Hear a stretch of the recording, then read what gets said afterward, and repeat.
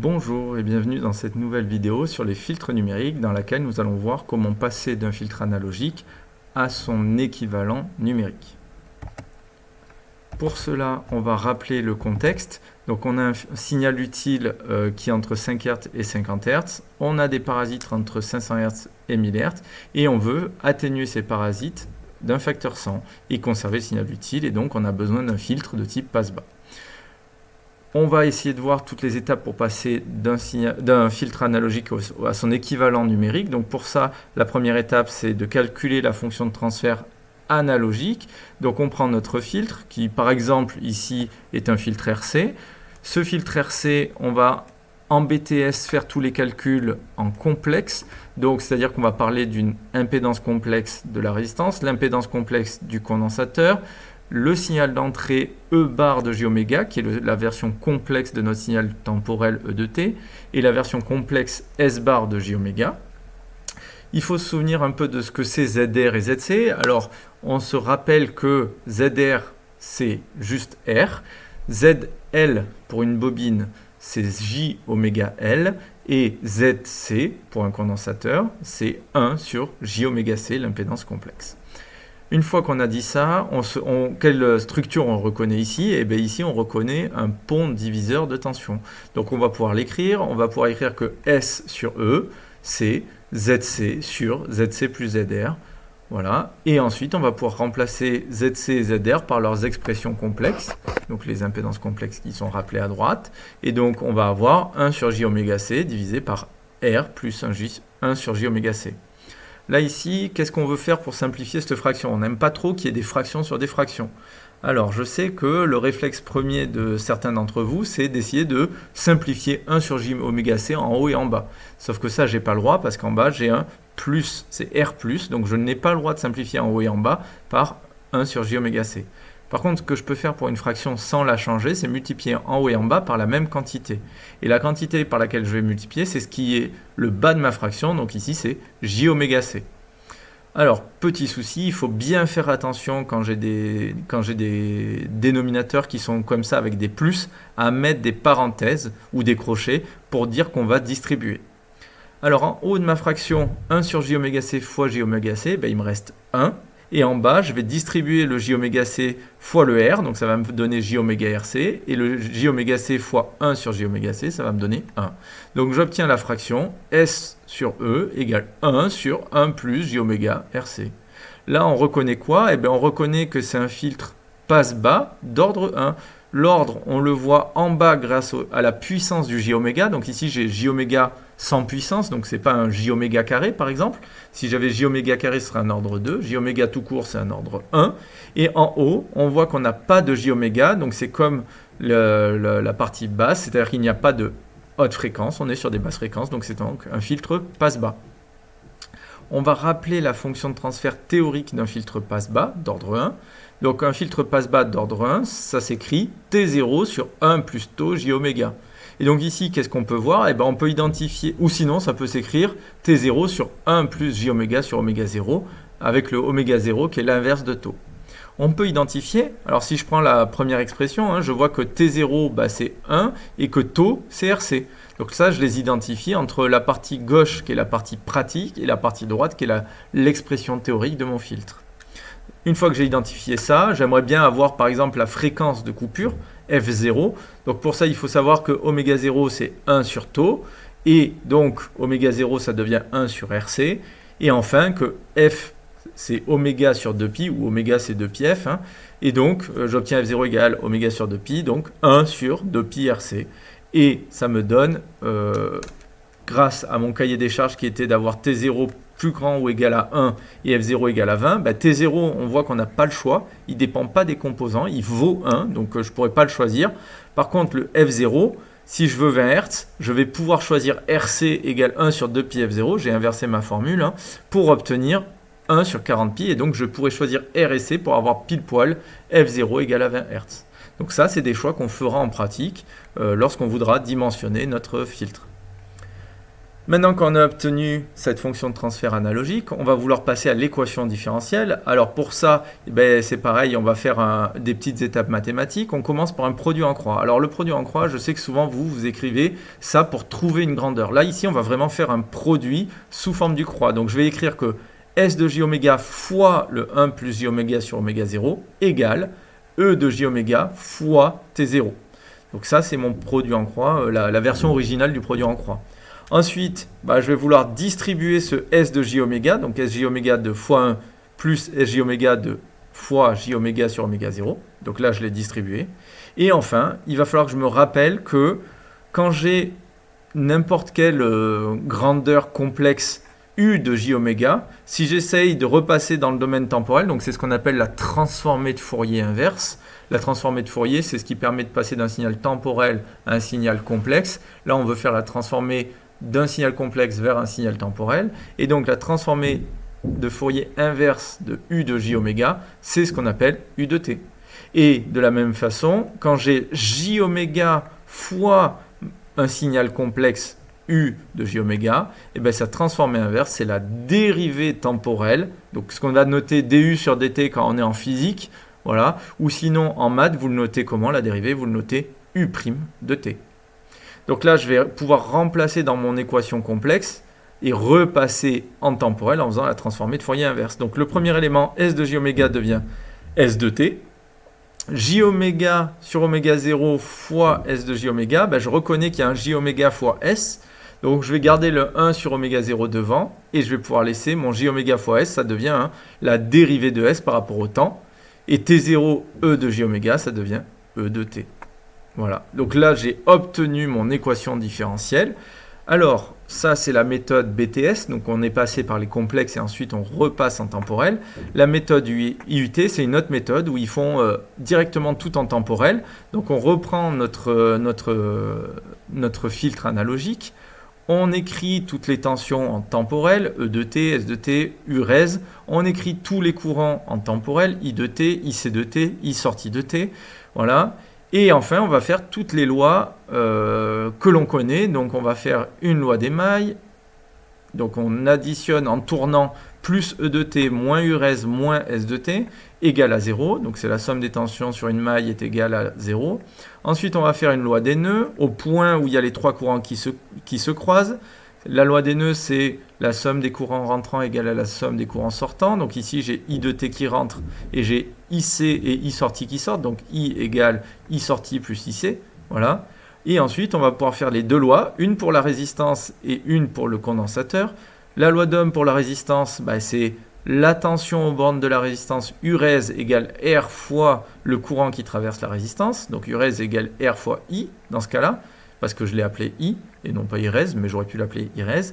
Et pour le condensateur, il faut connaître la loi spéciale pour les condensateurs, la loi courant-tension pour le condensateur. C'est qu'on a le courant dans le condensateur égal à C fois la dérivée de la sortie par rapport au temps. Et ensuite, qu'est-ce qu'on va faire? On va prendre ces quatre équations et on va vouloir garder seulement E de t et S de t. Il va falloir éliminer tout le reste. Je ne le fais pas dans cette vidéo, mais ça, on retombera sur exactement la même équation que celle que j'avais donnée à gauche. Une fois qu'on a cette équation, on est en temporel, sauf que nous, on va vouloir aller dans le monde numérique. Or, le monde numérique, il va falloir commencer par discrétiser notre signal.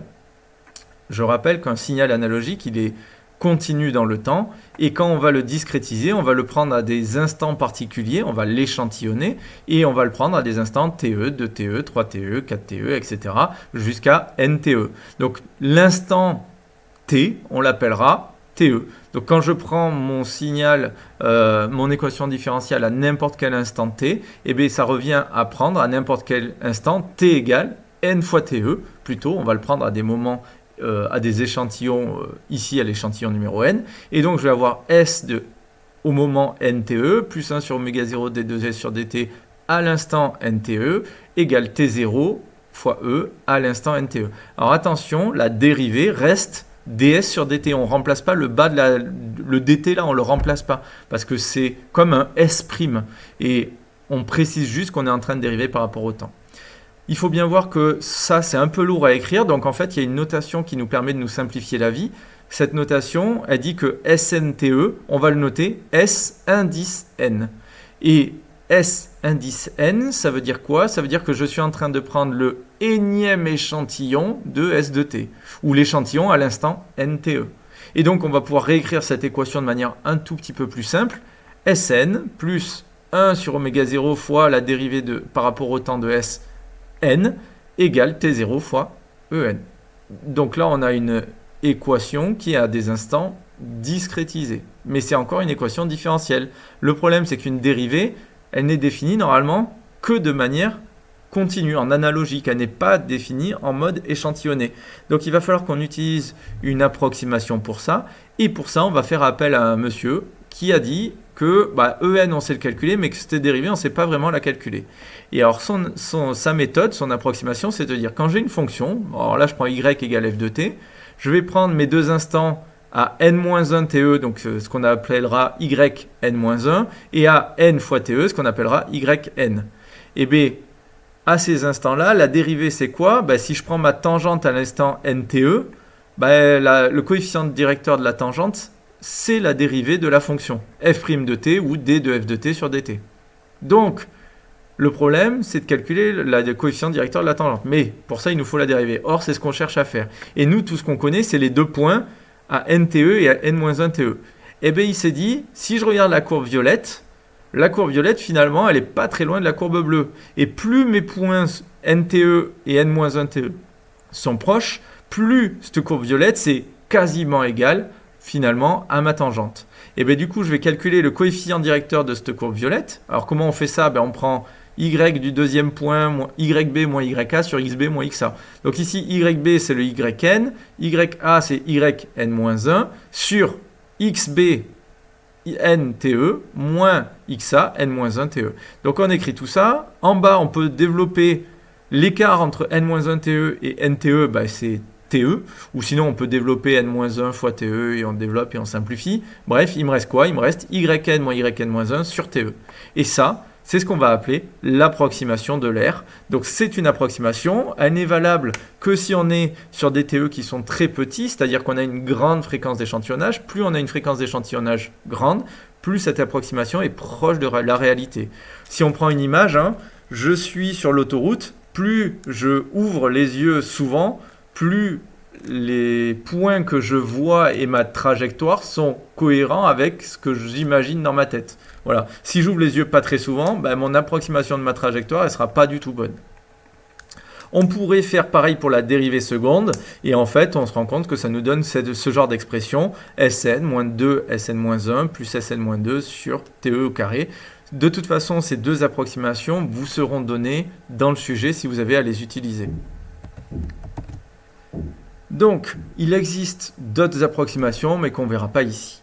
Donc, maintenant que j'ai expliqué cette approximation, on va aller venir le remplacer. Donc, pour ça, je reprends mon équation qui était discrétisée. Je vais vouloir trouver à la fin Sn égale, c'est-à-dire comment calculer la nouvelle sortie à partir du reste. Pour ça, on va commencer par utiliser l'approximation de l'air qu'on a exprimée. Donc, je vais remplacer ma dérivée par Sn-1 sur TE. Donc, voilà, dans mon équation, je l'ai remplacée. Maintenant, on va séparer notre fraction en plusieurs parce que ce n'est pas pratique de l'avoir comme ça.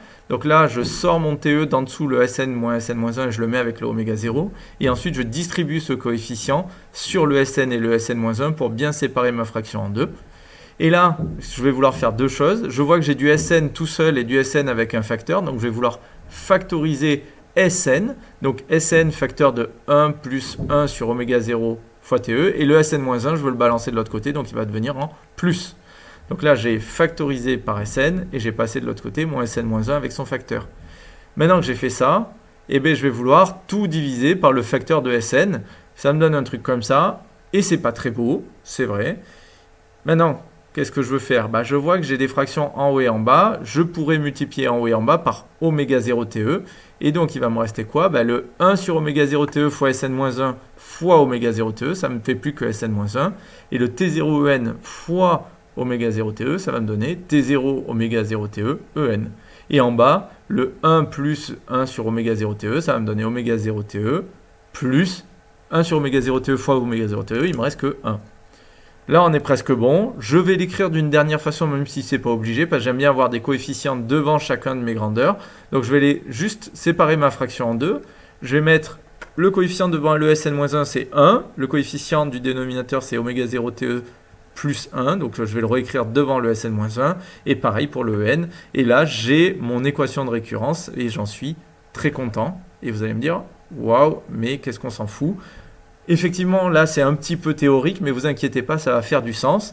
Pour faire du sens, il faut bien se dire que ça, c'est l'équation que je vais vouloir programmer dans mon Arduino. Eh bien, allons-y. Donc, dans mon Arduino, je vais vouloir programmer une équation. Alors, le cas général d'une équation, c'est des coefficients A0 fois une entrée, A1 fois l'entrée précédente, plus A2 fois l'entrée précédente, etc., etc., plus B1 fois l'ancienne sortie, plus B2 fois la sortie d'encore avant, etc. Et si on regarde notre équation à nous, en fait, elle est bien sous ce format-là.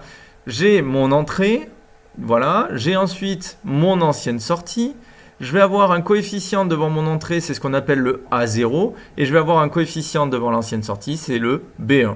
Et ça, en fait, on a bien mis sous la forme générique de toutes les équations qu'on pourrait avoir de filtres. Voilà. Maintenant, comment je le programme dans mon microcontrôleur? Eh bien, il va falloir que je commence par créer des variables. Alors, ma première variable, c'est TE. Alors, comment je mesure TE, la période d'échantillonnage? À l'oscilloscope, j'ai réalisé je lis l'entrée avec un analogue read, je l'envoie sur un CNA et je regarde à l'oscilloscope les petites marches d'escalier. Je regarde la durée d'une de ces marches d'escalier et ça, c'est ma période d'échantillonnage. Ensuite, j'ai le sujet qui me dit que je veux un F0 égal à 20 Hz. Le sujet me dit que je veux un T0 égal à 1, une amplification statique. Et ensuite, je vais pouvoir calculer mes différents coefficients que je vais utiliser pour calculer A0 et B1. Donc, j'ai besoin du oméga 0. Alors, c'est 2 πf, voilà. Ensuite, j'ai besoin B1, c'est 1 sur 1 plus oméga 0 fois TE. L'avantage de faire comme ça avec des variables, c'est que si à un moment j'ai besoin de changer une grandeur, je change directement la bonne variable et je n'ai pas à recalculer B1 et A0, ils sont calculés automatiquement. Donc de la même façon, j'ai A0.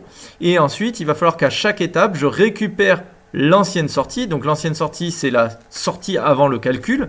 Et ensuite, je vais pouvoir mesurer l'entrée. Donc l'entrée, on le fait par exemple en Arduino avec du analogue read, où on vient lire sur la pin de l'entrée. Ça pourrait être une pin qui s'appellerait A1, A2, etc. Grand A1, grand A2, pardon. Et ensuite, je calcule la sortie avec l'équation. Donc c'est B1 fois l'ancienne sortie, plus A0 fois mon entrée. Et cette sortie, je vais l'envoyer par exemple à mon convertisseur analogique numérique. Alors attention, ici j'ai écrit analog write, mais sur Arduino, analog write, ce n'est que pour des sorties PWM, ce n'est pas du tout pour un convertisseur analogique, numérique analogique. Donc il faut que je corrige ça, désolé. Voilà, je vous fais un tout petit résumé rapide pour que vous ayez une vue d'ensemble, mais il faut bien savoir que toutes ces étapes-là, elles ne sont pas vraiment exigibles en un seul bloc pour des élèves de BTS. Donc on rappelle un peu les grandes étapes. On commençait par récupérer la fonction de transfert analogique. Voilà, T0 sur 1 plus tau j oméga.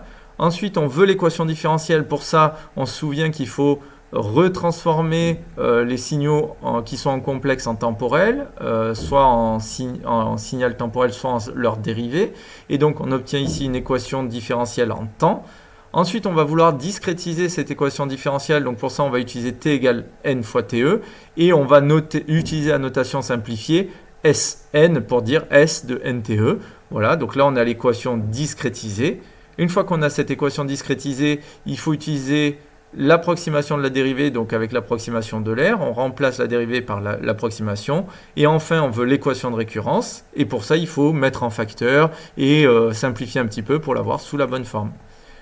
Voilà pour cette vidéo, c'est la vidéo la plus théorique du chapitre le plus théorique de l'année, donc ne prenez pas peur si vous n'avez pas tout compris, c'est pas très grave. Ce qui est important, c'est d'être capable de refaire les étapes mathématiques de manière séparée, et pour ceux qui sont avec moi, on refera ça en TD.